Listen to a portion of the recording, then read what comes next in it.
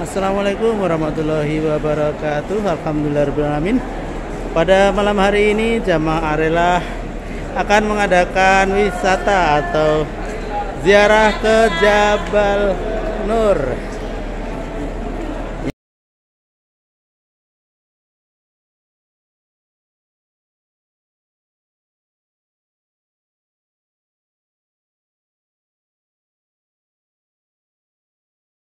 It's the best. It's the best. YouTuber pasir. Ini jamaah adalah yang akan napak tilas ke Jabal Nur. Jabal Nur. Ya. Alhamdulillahirrahmanirrahim, pada malam hari ini kami berkesempatan untuk berziarah ke Jabal Nur yang diikuti sekitar 100 orang. Ayat-ayat Allah itu di kawasan Gua Hira. Karena Al-Quran itu adalah ilmu pengetahuan. Al-Quran itu adalah pedoman kepada kita. Dengan Al-Quran lah kita dapat mengenal Allah. Dengan Al-Quran kita dapat beribadah. Bagaimana tuntunan-tuntunan yang diajarkan oleh Allah melalui Nabi Sallallahu Alaihi Wasallam, semua ada di dalam Al-Quran. Maka karena Al-Quran itu adalah ilmu, al-ilmu nurun, ilmu itu adalah cahaya, ilmu itu adalah pedoman, sehingga kita dapat membedakan mana yang hak, mana yang batil. Kita dapat membedakan mana yang salah, mana yang benar, semua adalah ilmu. Maka dinamakan kiasannya bahwasanya Jabal Nur ini adalah bukit yang bercahaya. Karena sering kita salah kaprah, sering kita salah arti. Kita pikir memang ada cahaya yang dipantulkan oleh Jabal Nur. Tidak. Namakan dengan Jabal Nur kiasannya karena Al-Quran pertama diturunkan kepada Nabi di kawasan bukit tersebut, maka dinamakan dengan Jabal Nur ataupun bukit yang bercahaya. Suatu ketika pada tahun 631 Masehi, waktu itu 17 Ramadan, Nabi Muhammad SAW kurang lebih berumur 20 tahun. Nabi dulu sangat suka menyendiri. Nabi itu suka sekali menyendiri, tidak mau bergabung dengan orang-orang Arab jahiliyah. Kenapa? Karena Nabi SAW sangat membenci budaya-budaya Arab pada waktu itu. Dinamakan budaya jahiliyah ataupun kebodohan. Salah satu yang sangat dibenci oleh Nabi SAW, sudah kita ketahui bersama bahwasanya sebagian besar budaya daripada orang Arab dulunya, mereka tidak menginginkan adanya anak perempuan, ya. Mereka tidak menginginkan adanya anak perempuan, sehingga sebagian di antara mereka, kalau mereka mengetahui bahwasanya istrinya sudah mengandung kurang lebih 9 bulan, sebelum bayi itu dilahirkan, maka mereka akan menggali lubang ataupun menggali sumur di samping rumahnya. Kalaulah yang dilahirkan itu adalah bayi laki-laki, maka dengan bangganya dia akan memberitahukan kepada tetangga-tetangganya bahwasanya dia memiliki anak laki-laki. Akan tetapi kalaulah bayi itu seorang perempuan, dia lihat bahwasanya bayinya adalah perempuan, sebelum tangisan itu didengarkan tetangga yang lain, maka dia akan menguburnya secara hidup. Bayangkan bagaimana dulu budaya orang jahiliyah itu, makanya dinamakan jahiliyah, kebodohan, karena penuh dengan kebodohan. Dan itulah salah satu yang tidak disukai Nabi Sallallahu Alaihi Wasallam. Sebab yang tidak disukai Nabi ini, maka Nabi suka menyendiri Nabi di kawasan Jabal Nur. Maka datanglah malaikat Jibril kepada Nabi. Malaikat Jibril mengatakan, Iqra. Nabi Sallallahu Alaihi Wasallam belum pernah melihat makhluk seperti itu. Maka Nabi sangat ketakutan. Nabi dipeluk oleh malaikat Jibril, dan malaikat Jibril kembali bertanya kepada Nabi, Iqra. Nabi terdiam sampai ketiga kali. Maka Nabi SAW menjawab, Iqra bismi rabbikal ladzi khalaq, khalaqal insana min 'alaq, Iqra wa rabbukal akram, alladzi 'allama bil qalam, 'allamal insana ma lam ya'lam. Maka dengan turunnya surah Al-Alaq ayat 1 sampai 5, maka disitulah Nabi SAW menjadi utusan Allah atau menjadi Rasulullah SAW. Maka kembalilah Nabi ke rumah. Nabi turun dari atas bukit Jabal Nur, sangat ketakutan, gemetaran kakinya turun dari atas Jabal Nur. Maka kembalilah Nabi SAW yaitu ke rumahnya. Sampai di rumahnya, maka Nabi SAW disambut oleh istri tercinta yaitu Khadijah radhiyallahu anha.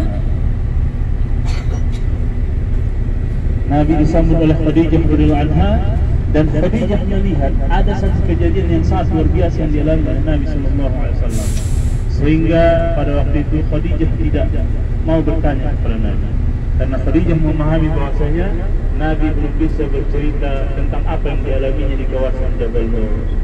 Maka Khadijah, salah satu yang diajarkan oleh Khadijah kepada kita, ciri-ciri daripada seorang istri yang solehah adalah apabila contohnya yang kita lihat dari cerita Nabi ini, apabila ada satu kejadian ataupun satu masalah yang sangat luar biasa, jika suami kita belum mau bercerita, masih ingin menenangkan diri, maka seorang istri tidak boleh memaksakan untuk meminta pendapat. Begitulah Khadijah. Dia lihat bahwasanya Nabi SAW ini belum bisa bercerita. Yang diperlukan Nabi adalah ketenangan. Maka Khadijah mengatakan kepada Nabi, wahai suamiku, istirahatlah. Dia tidak bertanya apa-apa. Dia tidak bertanya ada apa denganmu, wahai suamiku, kenapa kamu takut dan sebagainya, tidak. Maka pada waktu itu istirahatlah Nabi SAW. Setelah Nabi tenang dengan istirahatnya, maka dia ceritakanlah semua kejadian yang dialaminya kepada Khadijah radhiyallahu anha. Maka Khadijah memahami ada satu hal kejadian yang sangat luar biasa. Untuk mencari apa sebenarnya yang dialami oleh Nabi, maka Rasulullah SAW dibawa oleh Khadijah yang menuju ke rumah sepupunya, namanya adalah Waraqah bin Naufal. Waraqah bin Naufal ini adalah orang yang sangat alim. Dia sangat paham betul tentang kitab Injil yang masih asli dulunya. Kemudian Waraqah bin Naufal didatangi oleh Rasulullah dengan Khadijah sampai di sana. Dari awal sampai akhir diceritakan oleh Nabi SAW apa yang dialaminya di kawasan Jabal Nur. Seketika itu juga Waraqah bin Naufal langsung mengatakan kepada Rasulullah, wahai Muhammad, sesungguhnya engkaulah yang termaktub, engkaulah yang tertulis di dalam kitab Injil bahwasanya engkaulah Nabi yang terakhir, engkaulah Rasul yang terakhir, Khatamun Nabiyyin. Jikalau aku masih hidup nanti di masa perjuangan, kata Waraqah bin Naufal, maka sesungguhnya aku adalah orang yang pertama yang akan membela kebenaran. Maka tenanglah Khadijah dengan Rasulullah. Mereka memahami bahwasanya yang datang itu kepada Nabi adalah Namus ataupun malaikat Jibril yang menyampaikan wahyu kebenaran kepada Nabi sallallahu alaihi wasallam. Nah, itulah dia cerita Jabal Nur. Dan Nabi sallallahu alaihi wasallam di sana selama 40 hari 40 malam.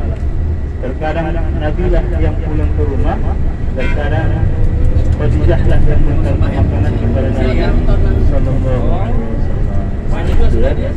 Kenapa jemaah dibawa ke Jabal Nur padahal kita kemarin melihat Jabal Nur? Maka sesungguhnya apabila kita menuju ke kawasan Jabal Nur, nanti insyaallah kita akan berusaha naik ke atas. Kurang lebih tingginya Jabal Nur ini kurang lebih 640 meter dari permukaan laut. Tetapi sekarang jalannya sudah dimudahkan oleh kerajaan Saudi Arabia. Maka apabila kita nanti insyaallah berhasil sampai ke atas, disitulah kita akan merasakan apa yang dirasakan oleh Nabi SAW.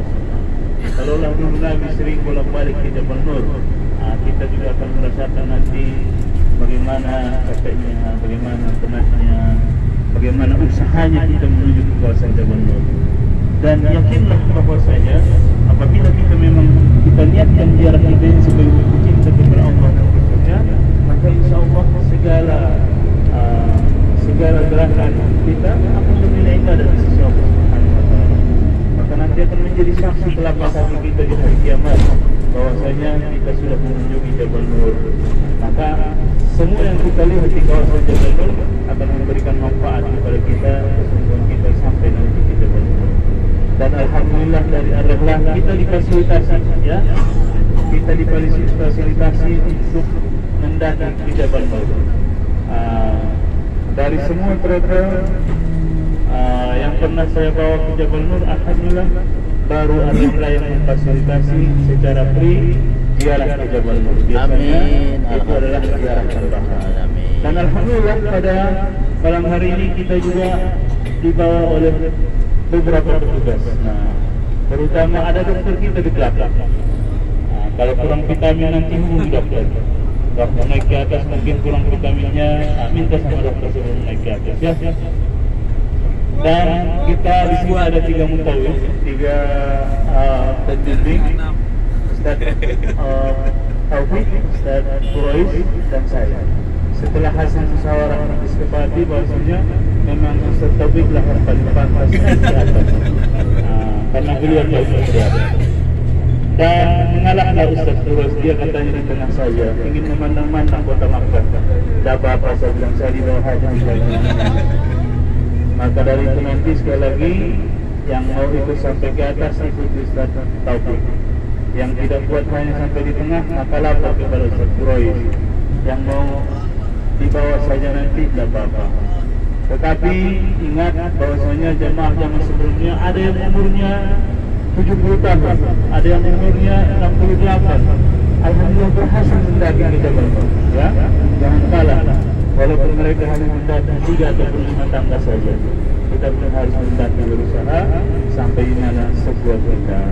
Di sebelah kiri kita ini adalah kawasan Jahil. Ini adalah rumah sakit terbesar di Kota Makkah. King Abdul Aziz Hospital sebelah kiri. Dan tahun ini jamaah haji yang syahid yang meninggal dunia di atas 1.000 orang, 1.000 jamaah tahun ini berdasarkan data kesehatan dari kerajaan Saudi Arabia.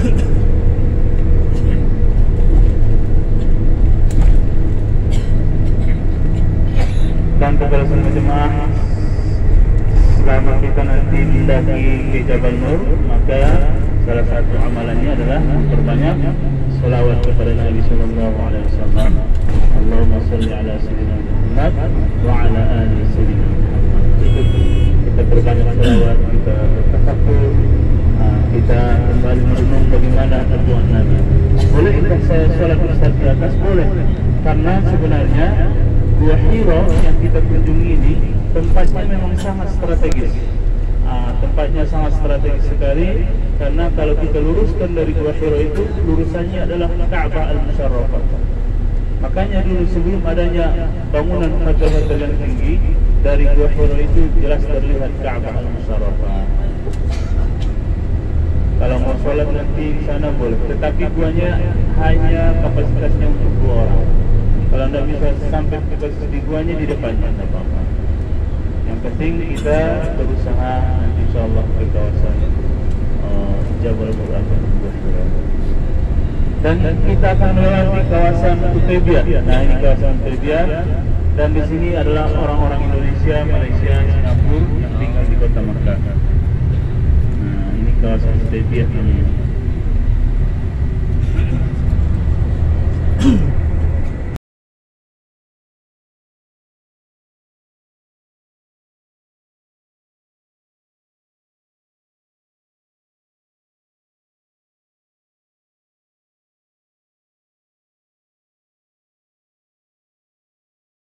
كيلو كمان انا جاي لها ما تجيبليش حاجه. البطاريه تفصل بتاع مصطفى. Bismillahirrahmanirrahim. Ini adalah jalur untuk menuju Gua Hira.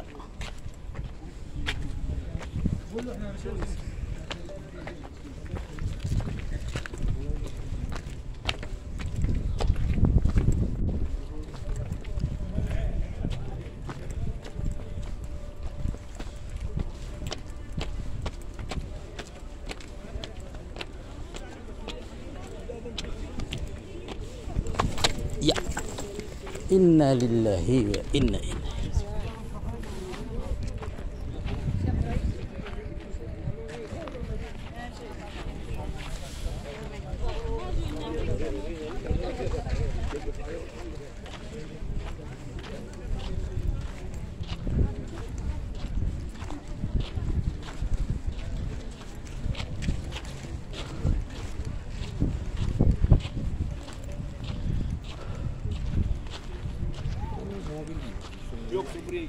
Oh iya.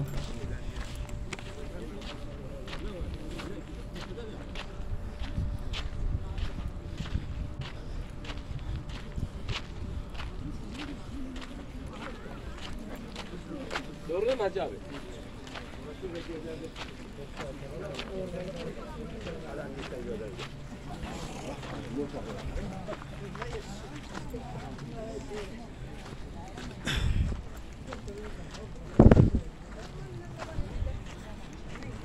Tampak dari kejauhan Gua Hira atau Jabal Nur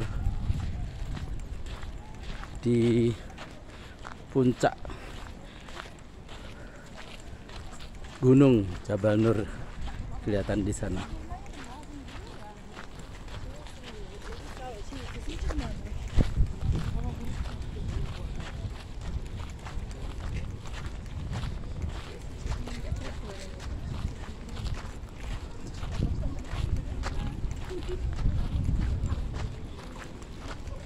Lewat mana, Mas?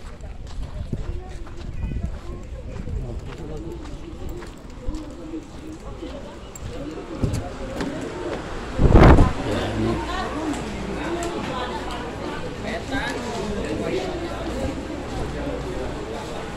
Star.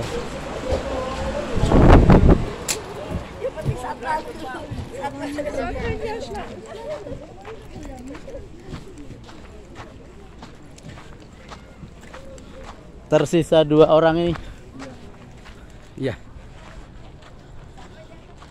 Tampak kejauhan ini adalah Jabal Nur, tempat Rasulullah berkhalwat menerima wahyu Al-Quran yang pertama, yaitu surat Al-Alaq. Iqra' bismi rabbikal ladzi khalaq. Khalaqal insana min 'alaq. Iqra' wa rabbukal akram. Alladzi 'allama bil 'allamal insana.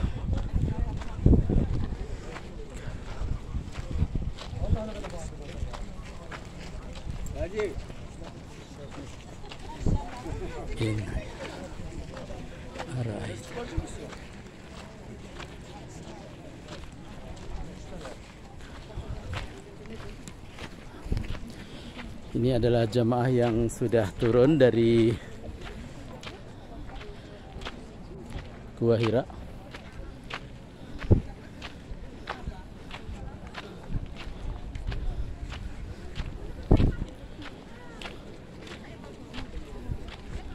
Ya, tampak cukup jauh dan menanjak.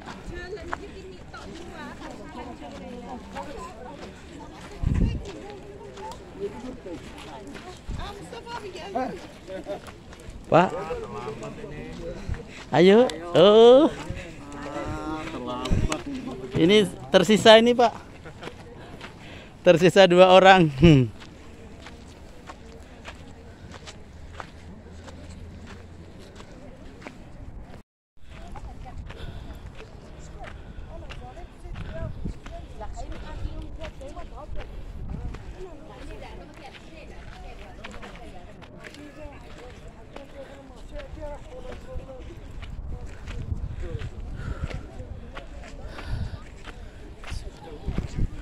Allahumma sholli ala Muhammad.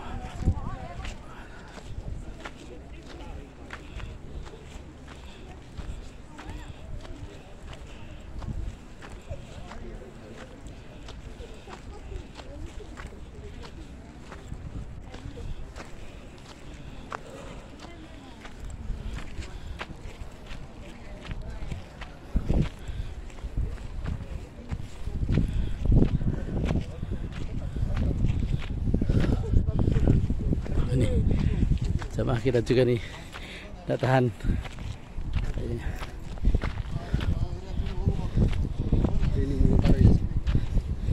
Tarik. Ya.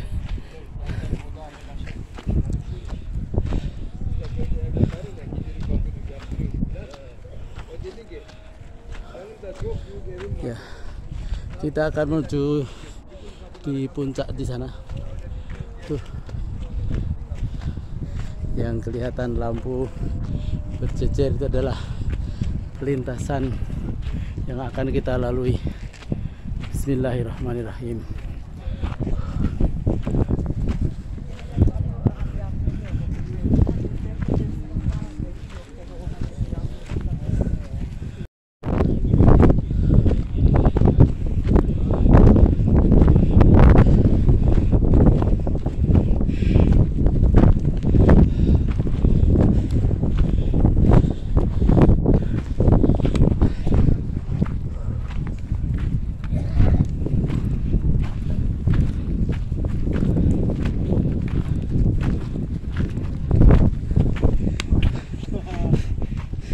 Sudah sampai, Pak.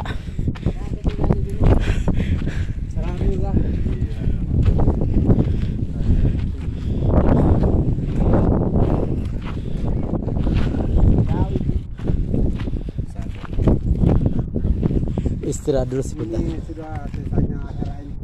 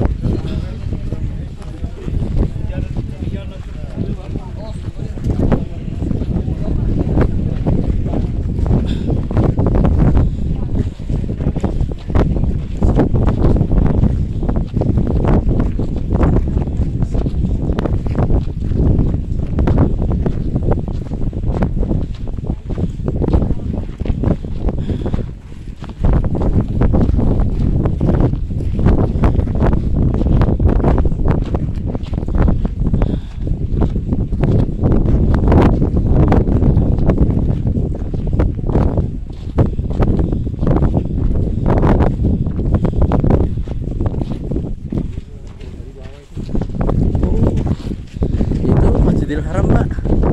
Masjidil Haram. Ya. Tampak dari kejauhan Masjidil Haram.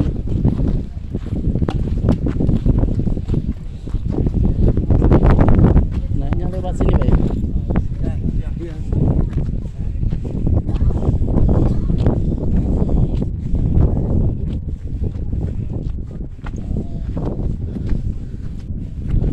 Oh iya, itu sana.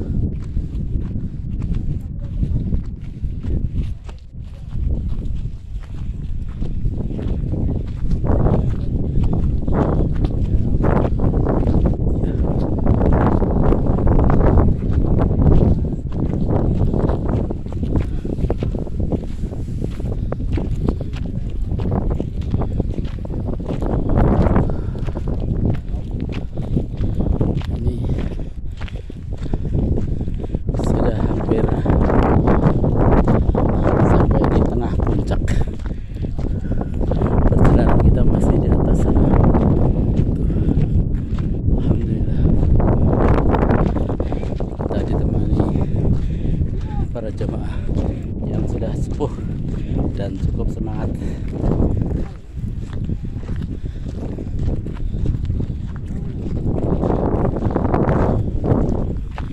Itu tampak di bawah adalah Hudaybiyah dan di sana adalah Mekah Al-Mukarramah. Ayo semangat, semangat Pak Haji, semangat. Ya, kita ini sisa-sisanya ini sudah tua. Alhamdulillah masih mampu sampai di sini.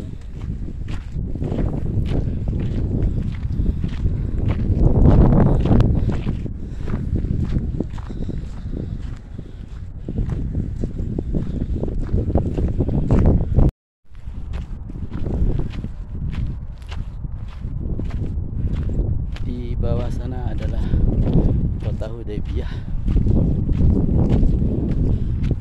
Dan di sebelah sana adalah Al-Mukarramah. Ya. Kita sampai pada belokan untuk menaikin Jabal Nur Gua Hira.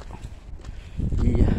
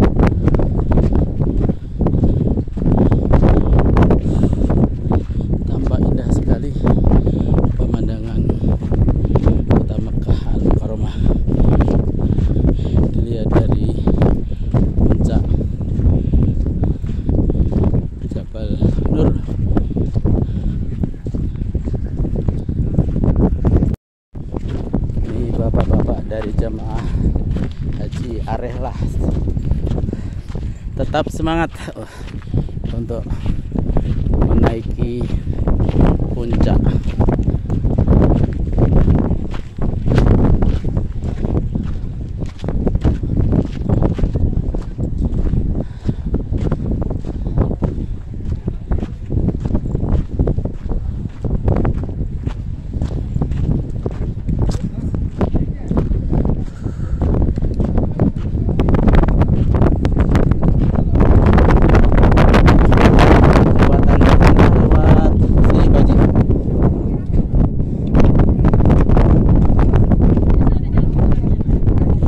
Ya, kita coba ya. Ya.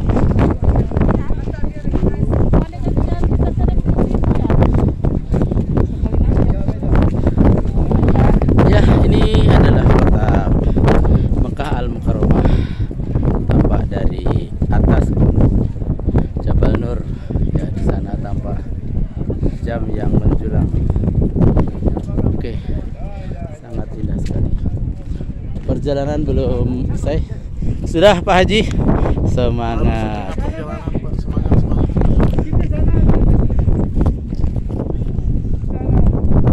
Sudah sampai sana Pak Haji? Oh, angan-angan tuh. Ya sudah. Ternyata banyak teman di sini. Ayo Pak Haji, yuk.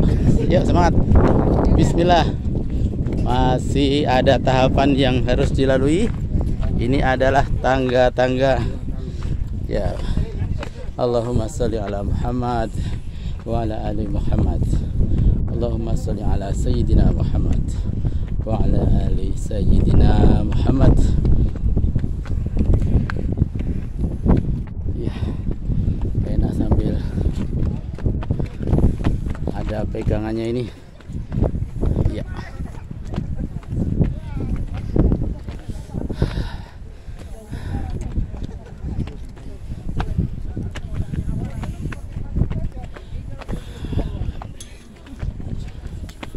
Alhamdulillah.